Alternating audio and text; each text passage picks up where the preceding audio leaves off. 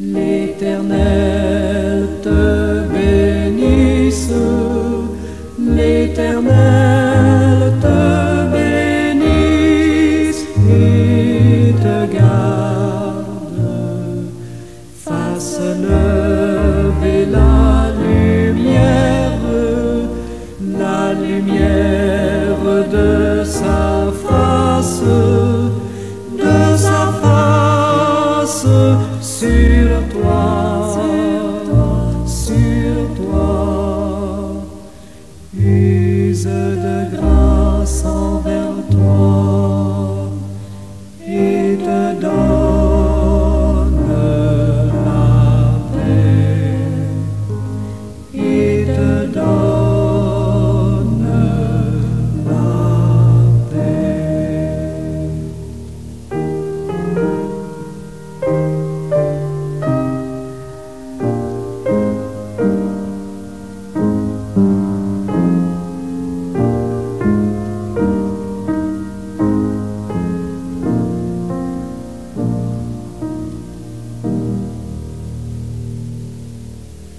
L'Éternel te bénisse, l'Éternel te bénisse et te garde, fasse lever la lumière de sa face sur toi, use de grâce envers toi et te donne la paix, et te donne la paix.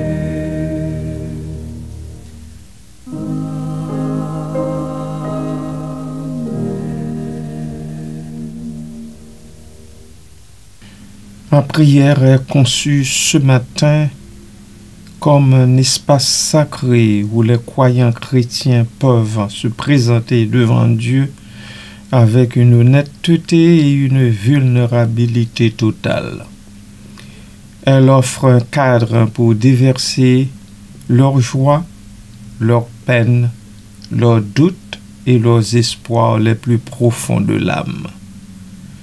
Ils cherchent la consolation, la direction et la présence réconfortante de Dieu dans leurs prières. Ainsi, je vous invite à prier avec moi. Seigneur Dieu, Père miséricordieux, je viens devant toi aujourd'hui, le cœur lourd et l'âme assoiffée.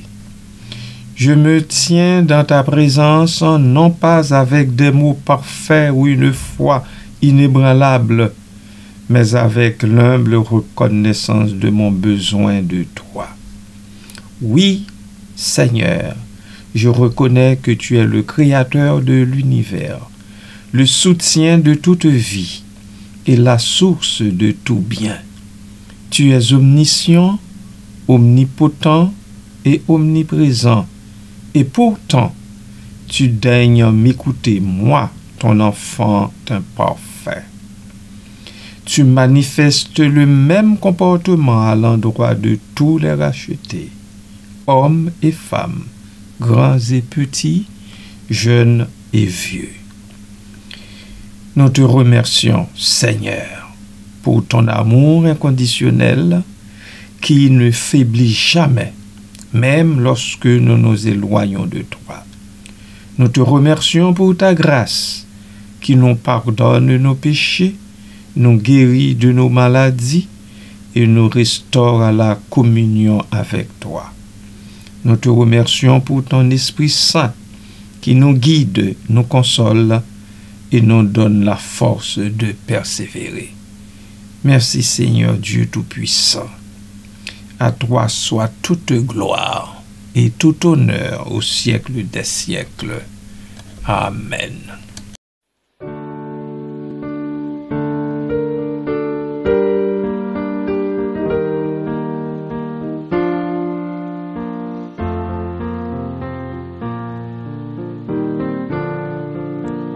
Viens, âme qui pleure, viens à ton sauveur. Dans tes tristes heures, dis-lui ta douleur. Dis tout bas ta plainte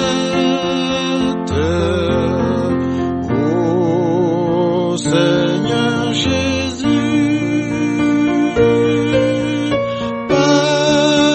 Parle-lui sans crainte et ne pleure plus.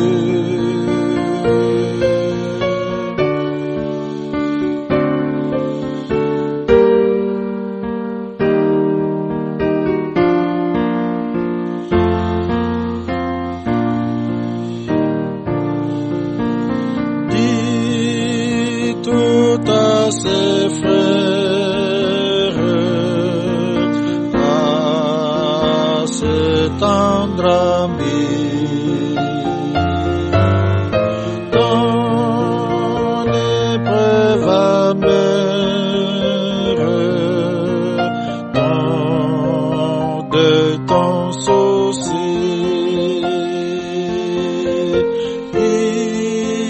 Il aime console les cœurs abattus. Crois sa parole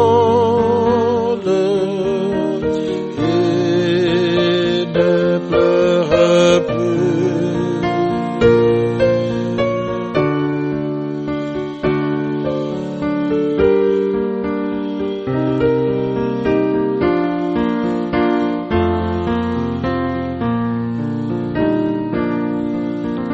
Dis à d'autres âmes,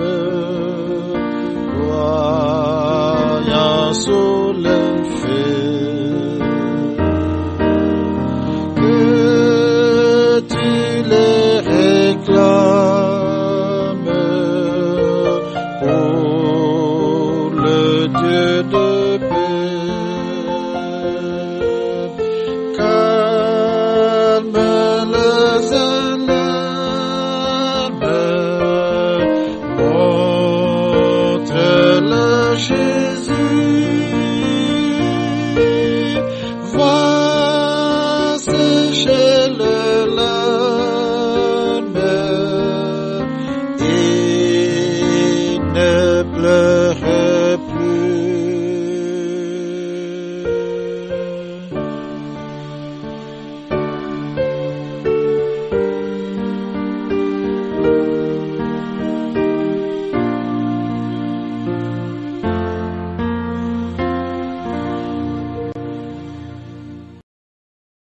Aujourd'hui, Seigneur, nous déversons notre âme devant toi. Tu connais nos pensées les plus intimes, nos désirs les plus profonds et nos craintes les plus secrètes. Tu vois nos forces et nos faiblesses, nos réussites et nos échecs. Nul ne peut rien te cacher, et nous ne devrions rien te cacher. Je me joins à mes frères et sœurs dans la foi pour te confesser nos péchés, les actions, les paroles et les pensées qui t'ont déplu. Pardonne-nous, Seigneur, pour nos manquements à ton amour et à ta volonté. Purifie notre cœur et renouvelle notre esprit, afin que nous puissions marcher dans la lumière de ta vérité. Nous te présentons nos fardeaux, les soucis et les angoisses qui pèsent sur notre cœur. Tu connais les défis auxquels chacun de nous est confronté, les relations qui sont tendues, les incertitudes qui nous assaillent. Soulage nos fardeaux, Seigneur Dieu, et donne-nous la paix qui surpasse toute intelligence. Nous te partageons nos joies, les moments de bonheur et de gratitude qui illuminent notre vie. Nous te remercions pour les bénédictions que tu nous accordes chaque jour, pour les personnes que tu as placées sur notre chemin, pour les opportunités que tu nous as offertes. Aide-nous, ô Dieu, à ne jamais prendre tes dons pour acquis, mais à toujours te rendre grâce pour ta bonté. Nous te soumettons nos rêves, les aspirations et les espoirs qui brûlent dans nos cœurs. Tu connais nos désirs les plus profonds, les projets que nous nourrissons, les objectifs que nous nous fixons. Guide-nous, Seigneur, dans la poursuite de nos rêves et aide-nous à les aligner sur ta volonté. Merci, Papa. Merci, bon et tendre Père. Merci. Amen.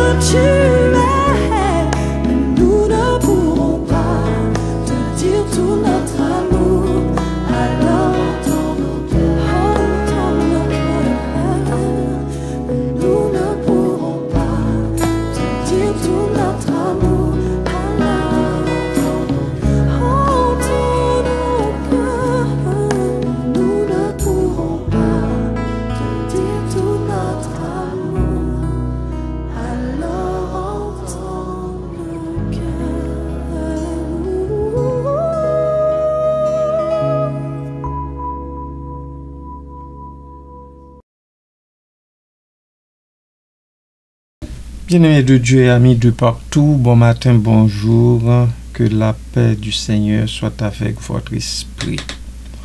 Tel que promis dans ma capsule d'hier, je vous reviens avec les réponses d'Anne. Et je commence par cette première. Anne répondit, « Non, mon Seigneur, je suis une femme qui souffre en son cœur. » Cette phrase est une expression très poignante de la douleur et de la détresse d'Anne. Elle révèle non seulement sa souffrance personnelle, mais aussi sa dignité et sa foi face à l'incompréhension du sacrificateur Élie. L'analyse de cette citation, dis-je bien, permet de comprendre le contexte biblique, les nuances de la langue hébraïque originale et la signification théologique de l'expérience d'Anne. Contexte biblique. La phrase « Anne répondit « Non, mon Seigneur, je suis une femme qui souffre en son cœur » se trouve dans le premier livre de Samuel, au chapitre 1er, verset 15, partie A. Pour bien la comprendre, cette partie du verset, il est essentiel de connaître le contexte plus large de l'histoire d'Anne. Je vous rappelle qu'Anne était l'une des deux femmes d'Elkana. L'autre femme, Pénina, avait des enfants, tandis que Anne était stérile. Dans la société israélite de l'époque, une femme stérile était considérée comme le tapis de ses compatriotes. La stérilité d'Anne lui causait une source de grande tristesse, d'autant plus que Pénina se moquait d'elle. L'attitude de cette dernière augmentait énormément la souffrance d'Anne. Le récit nous dit que chaque année, Elkana montait à Silo pour adorer et offrir des sacrifices à l'Éternel. Lors de ces occasions, Pénina provoquait Anne, la rendant profondément malheureuse. Un jour, Anne, accablée de chagrin, se rendit au temple et pria l'Éternel avec ferveur, promettant que si Dieu lui donnait un fils, elle le consacrerait à son service. C'est pendant cette prière intense qu'Élie, le grand prêtre, l'observa. Il la vit bouger les lèvres, mais n'entendit aucun son. Pensant qu'elle était ivre, il lui dit « Jusqu'à quand seras-tu ivre? Va-t'en, dégrise-toi. » Samuel 1,14. C'est à cette occasion qu'Anne répond par la phrase que nous analysons présentement. Amen. Vous tous dans l'âme êtes envahis par le dégoût de la vie, toujours trompés, toujours déçus, venus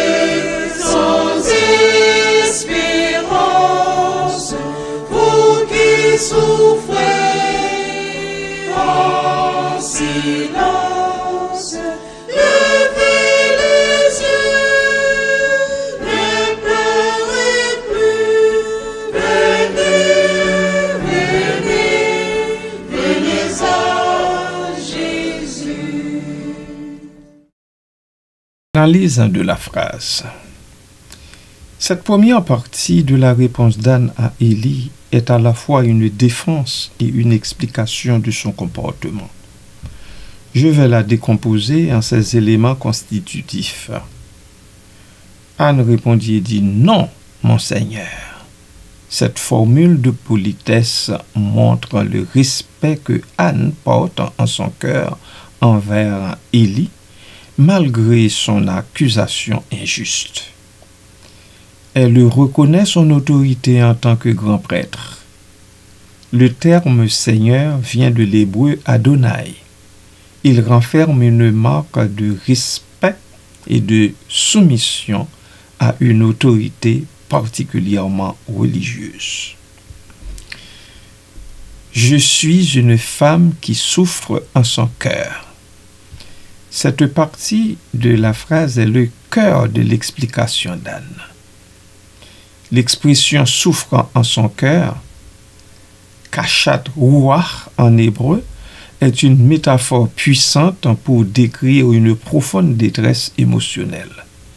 Le mot ruach peut être traduit par esprit, souffle ou encore, dans ce contexte, il évoque l'essence même de l'être d'Anne.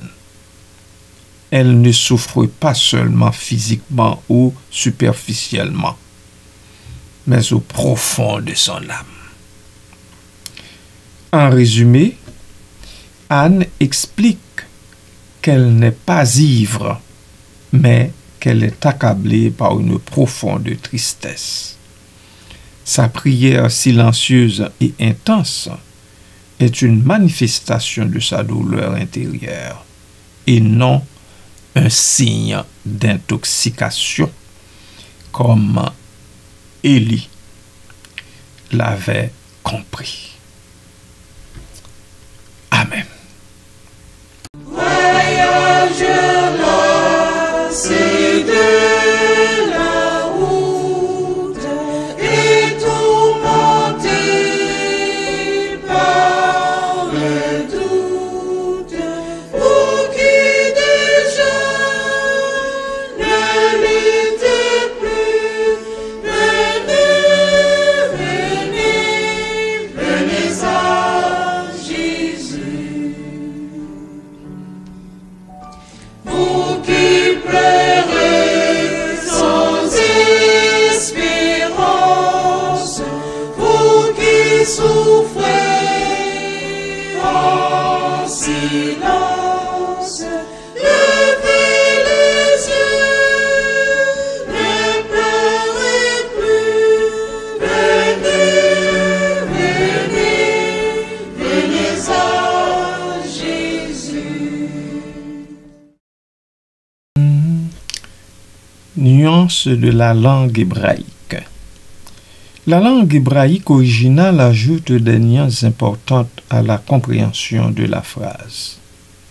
L'expression kashat ruach est particulièrement significative.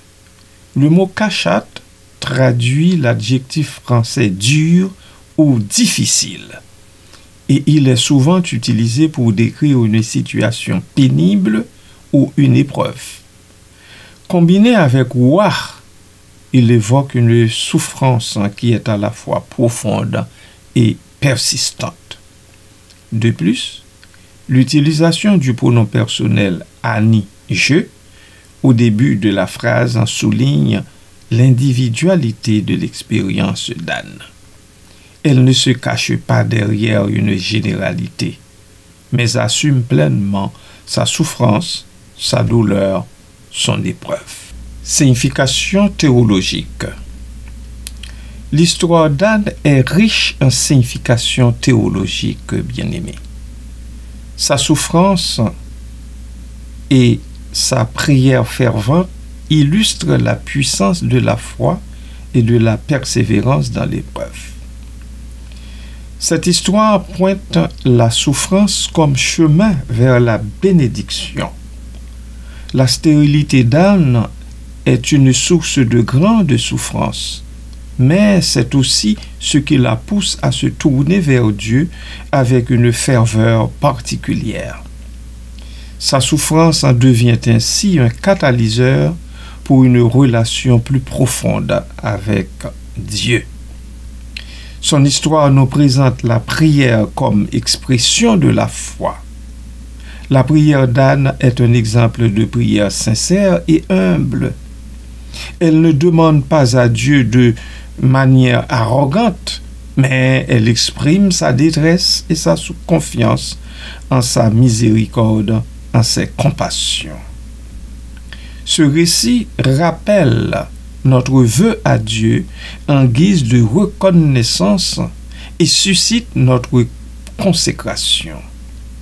La promesse d'Anne de consacrer son fils à Dieu montre sa gratitude et sa volonté de s'y soumettre. Elle reconnaît que tout don vient de Dieu et qu'il doit être utilisé à sa gloire. Cette histoire met en exergue la fidélité de Dieu. Sa réponse ne se fait pas attendre. Dieu entend la prière d'Anne et lui accorde un fils, Samuel, qui deviendra un grand prophète et juge en Israël.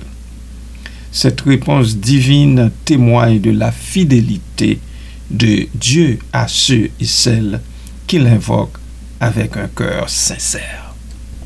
Amen.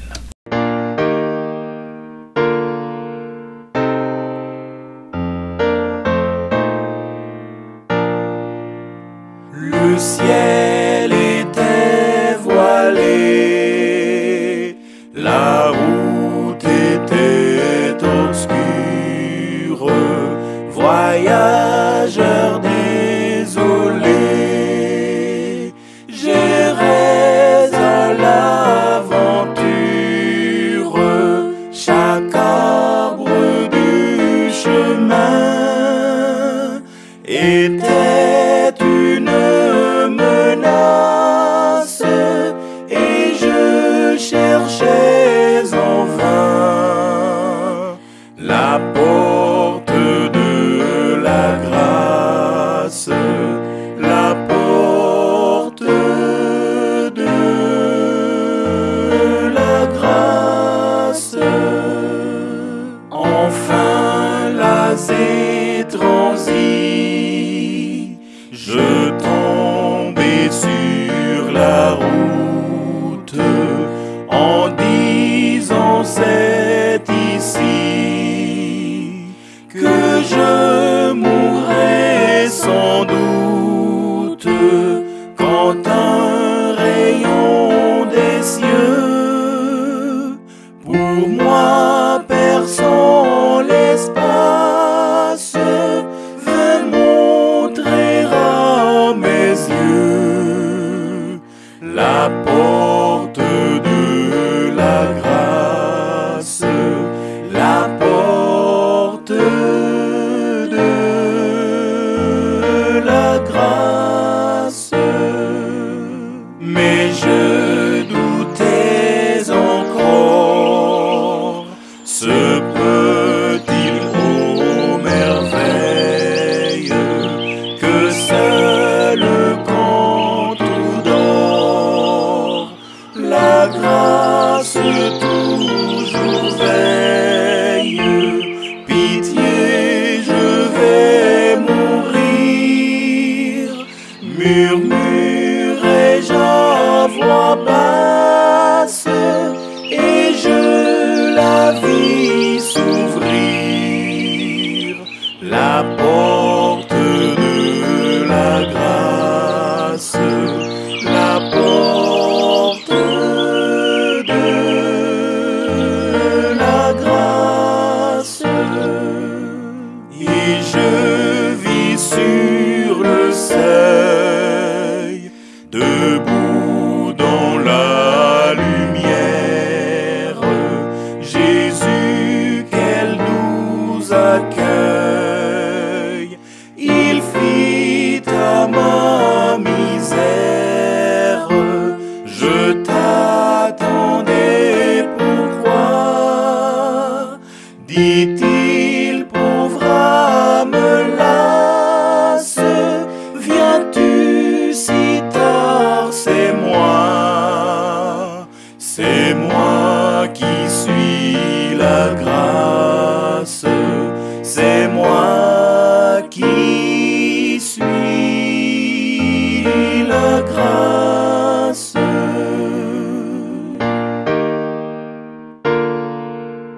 La phrase « Non, mon Seigneur, je suis une femme qui souffre en son cœur » est une expression poignante de la douleur et de la foi d'Anne.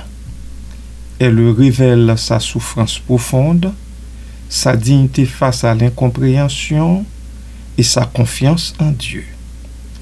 L'analyse de cette phrase dans son contexte biblique et linguistique permet de mieux comprendre la signification théologique de l'histoire d'Anne et son message d'espoir et de persévérance pour tous ceux qui souffrent.